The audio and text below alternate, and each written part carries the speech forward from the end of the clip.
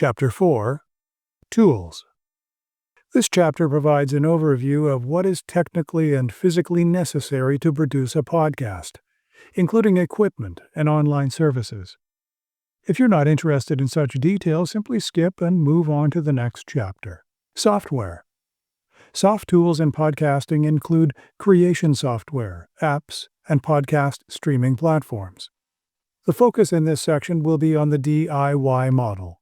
Fully contracting out your podcast represents an option for some content creators, and that option is best explored by identifying the services available in one's locality. Production quality can be higher, and so too can the costs related to production, hosting, distribution, and archiving. This chapter speaks to those personal and professional DIYers of podcast production. The DIY category of podcast production comes in two main versions, something we call the all-in-one option, or the AIO, and another that we term maximum creative control, or MCC. The biggest difference between the two categories is simplicity and proficiency. All-in-one is simple, relatively quick, and seamless. Maximum creative control requires at least an introductory level of proficiency in recording and editing software. The MCC category allows greater creative input, but it does require more time. All-in-one platforms are growing, almost by the week it seems. Many platforms offer a free version. Some are mainly personal, while others also offer an enterprise option for a fee. Check the websites on your app store and consider the following, and this is by no means an exhaustive list: Podbean, Buzzsprout, Spotify for Creators, Spreaker, and Riverside. Some even allow a degree of creative control by facilitating the importation of complete, edited audio files, for which the user requires recording and editing software. AOI platforms allow the user to record, perform some basic editing, apply some pre-recorded and archived sound files for intros, outros, and background music, as well as some sound effects. Most of these platforms allow the user to upload or publish a final product, after which the platform automatically distributes the podcast. Some offer the option of creating a home page for the podcast. Some refer to these as channels, which automatically archive episodes. Maximum Creative Control, or MCC, platforms are among the first podcast services available. Apple, for example, offered podcasters a place for hosting, archiving, distributing, downloading, and even promoting. Related software, such as GarageBand and QuickTime, provided the vehicles through which to record, edit, and finalize a podcast episode. This is a prime example of the model that prevailed when podcasts were commercially available for both listeners and creators at the time when I first began podcasting, in 2005 and early 2006. The process was, by today's standards, more time-consuming. A microphone was attached to a desktop computer, the sound was recorded, then converted into an audio file in GarageBand. The software offered plenty of tools and samples that could be used for intros, outros, themes, and backgrounds. A certain amount of learning was required of the podcaster to become familiar with the features and nuances of the software. The audio file was finalized, then uploaded to iTunes, where the file, or at that point an episode, was given a written description, tags, and related metadata. The podcast had a home page within iTunes, and older episodes were automatically archived. In our case, the podcast generated several thousand listeners and a roughly equal number of subscribers through complementary and targeted promotion. While time-consuming, that MCC option that we used in 2006 allowed considerable creative control. Moreover, for those of us involved in the production, it was a bit of a novelty to let people know that they could hear us by simply clicking the episode in iTunes, and that they could download the episode into their iPods or other MP3 players. Today, for the podcaster looking for greater creative control in production, there are many software options available. also known as digital audio workstations, or DAWs. In addition to GarageBand, yes, still going and better than ever, podcasters can consider Adobe Audition, Audacity, or Hindenburg, to name just a few examples. Each of the software packages require some time to learn. The tools and terminology within the software can be new and somewhat foreign to the beginner. However, there are plenty of excellent instruction videos on YouTube. These programs can be quite sophisticated, facilitating recording and editing techniques more associated with a pro level. The basic set of tools, though, is powerful for the beginner who wants to play with the audio a little more than the all-in-one platforms allow. Recording and saving audio to multiple formats is common to most software and even some podcast platforms. The real benefit is the intricate editing that is possible in these programs, including clipping, cutting, stitching, reversing and phasing, adding depth and bass, increasing or decreasing tempo, as well as the ability to manipulate multiple audio tracks in one file. These programs do not host or distribute podcasts. The podcaster will still have to publish the audio file somewhere. The software facilitates recording audio through a microphone, manipulating that audio in virtually unlimited ways, and saving the project as a single audio file, such as an MP3, FLAC, AAC, or WAV. These programs allow for maximum creative control on the production end of your podcast. The publishing end still requires a streaming platform. While some software is increasingly integrated with streaming platforms, most of the software mentioned here, and typically used by podcasters who want enhanced creative input, work only with the production end of the podcast. If this direction seems a little too time-consuming or complicated, do what more and more podcasters are doing. Sign up for a free account for a streaming platform that also offers production tools and simply embrace the all-in-one option.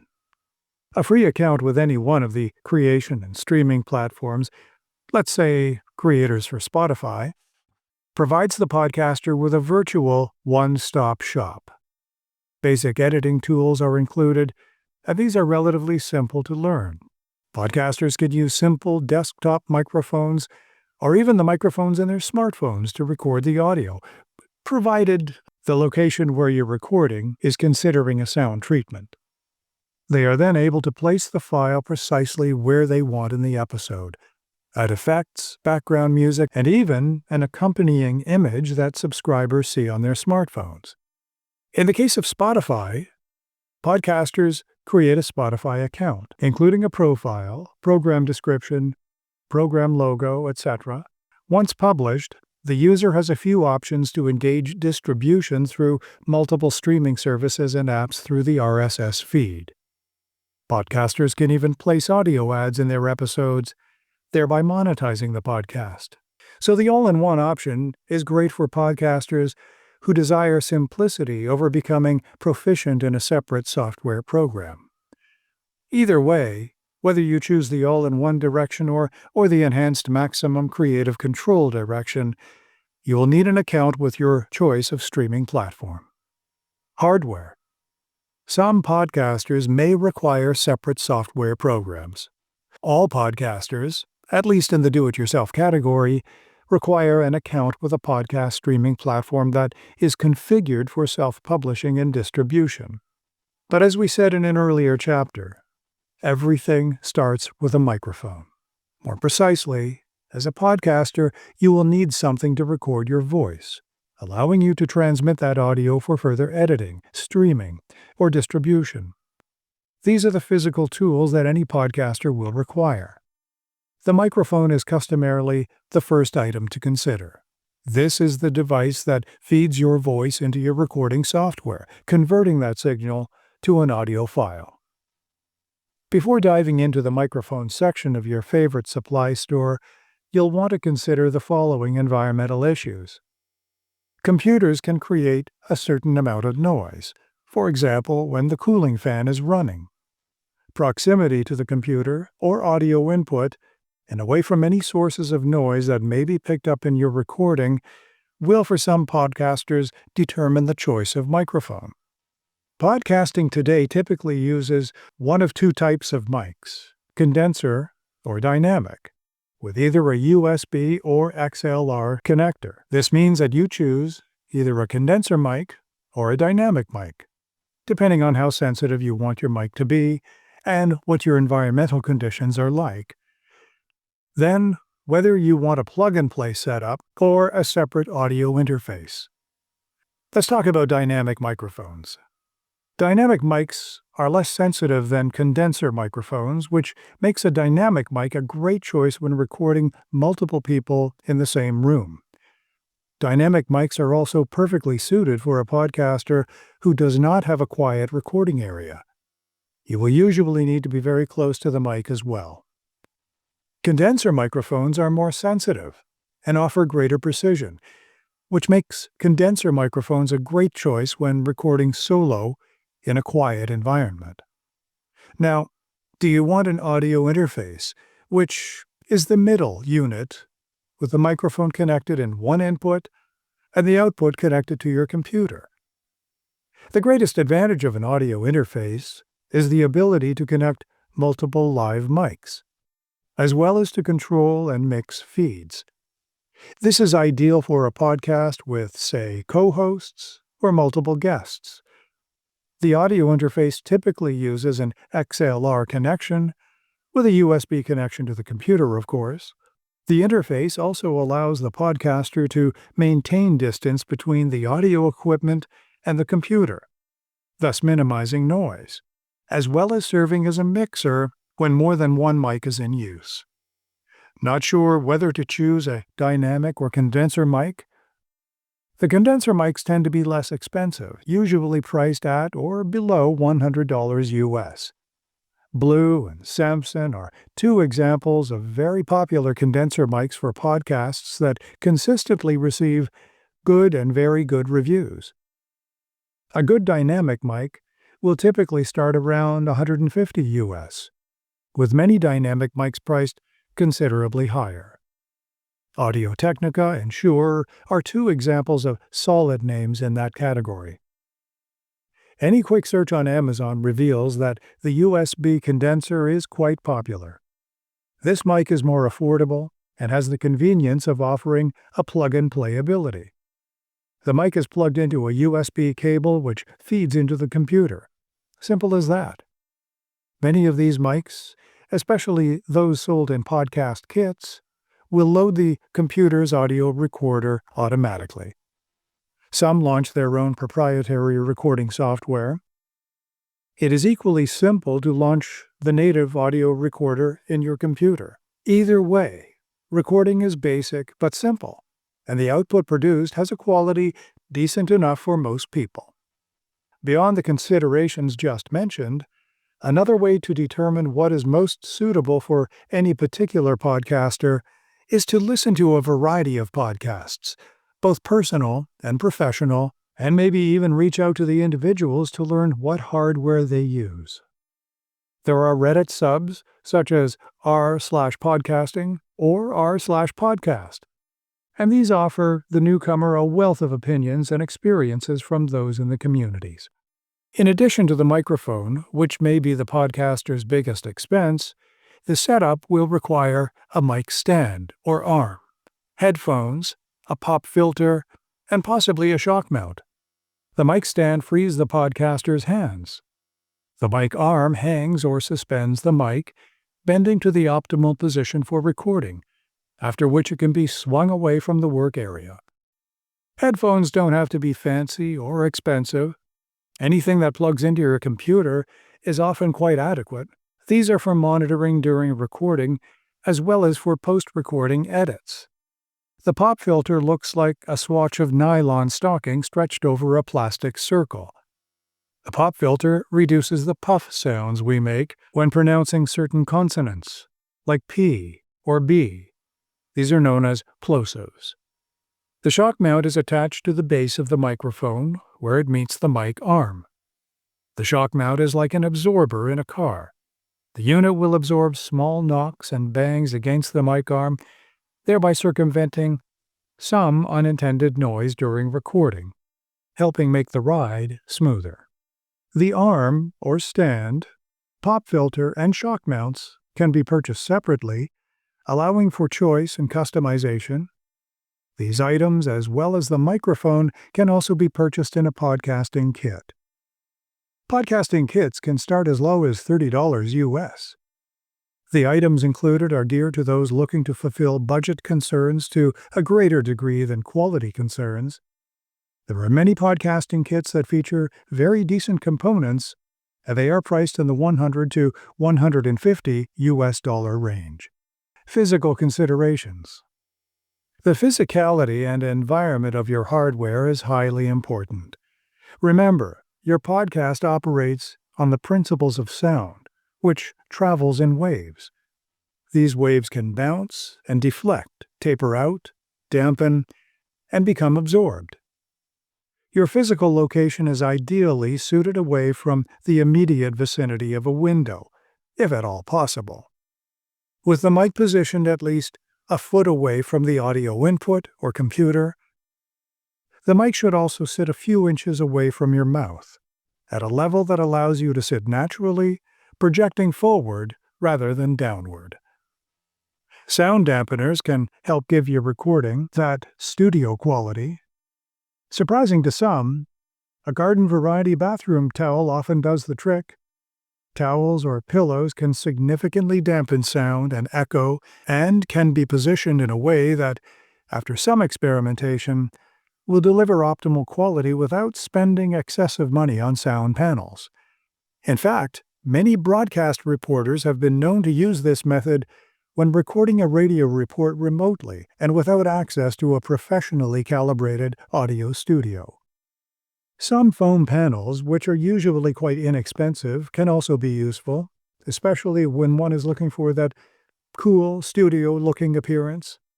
Whether such accessories are necessary is open to debate. The proper use and placement of sound panels requires at least some cursory knowledge of how sound travels, how it is absorbed or diffused, as well as the measurement of wave cycles to determine the type, use, and positioning of such sound panels. Visit YouTube if you are seeking more detailed information on the principles of sound. There are many very good, although somewhat technical, video tutorials and explanations on the principles of sound and the use of sound boards or panels. A few takeaways. Your recording environment should be free of reverb. Most hard surfaces create reverb. Most soft surfaces absorb. Turn off anything in the vicinity that creates noise. Phones, fans, home appliances. Whatever your choice of microphone, choose one that is ideal for podcasting. One that picks up the immediate sound in its front and omits sounds that are behind or beside, and try to avoid a physical position in which you are speaking too close to the mic. As mentioned earlier, another option for those personal or professional individuals who only want to speak behind the live mic while everything else is handled by a contract studio or podcasting company is to seek out that service and determine budgetary parameters. We'll speak more about this in a later chapter that we call the Cadillac approach. For the absolute beginner, this dearth of information can seem overwhelming. Who knew that podcasting involved the principles of sound, software and hardware configurations, audio recording, and engineering? Yet, by comparison, although certainly less expensive, the process is somewhat analogous to car shopping. Think of purchasing a car. Knowledge of catalytic converters isn't necessary to drive a car. While knowing how to change a flat tire is a useful piece of knowledge, the lack of this know-how does not preclude someone from purchasing or driving the vehicle in most jurisdictions. Furthermore, some buyers want low-end, budget-driven simplicity, while others want that same simplicity but don't mind shelling out the extra cash for all the bells and whistles. And then there are car buyers who already have detailed technical knowledge about the vehicle they're buying. If all you wanted to do was record your ideas and opinions and share them with the world, then ask yourself, which car buyer are you? Podcasting Explained, the audiobook, is a production of Henley Point. For more information visit henleypoint.ca.